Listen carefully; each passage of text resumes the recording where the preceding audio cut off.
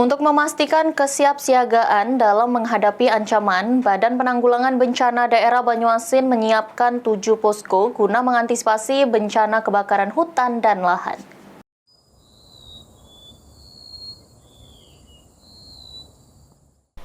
Badan Penanggulangan Bencana Daerah Banyuasin menyiapkan 7 posko untuk mengantisipasi bencana kebakaran hutan dan lahan di wilayah Banyuasin.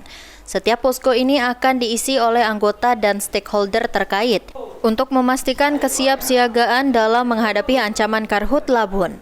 Posko-posko yang didirikan sebagai langkah preventif menghadapi musim kemarau yang berpotensi meningkatkan resiko kebakaran hutan dan lahan. BPBD Banyuasin telah bekerja sama dengan berbagai pihak untuk memastikan setiap posko siap operasional. Anggota yang akan bertugas di setiap posko terdiri dari berbagai elemen termasuk TNI, Polri, Manggala Agni, dan tim reaksi cepat BPBD Banyuasin. Kolaborasi ini diharapkan dapat meningkatkan efektivitas dan efisiensi dalam penanganan serta pencegahan bencana karhutla-bun. Di Banyuasin sudah berdiri 7 posko terkait antisipasi bencana karhutla-bun. Diharapkan dari 7 posko itulah nanti kita bisa memudahkan kita untuk mengantisipasi apabila terjadinya musibah karhutla yang saya maksud tadi. Suryadi, PAL TV.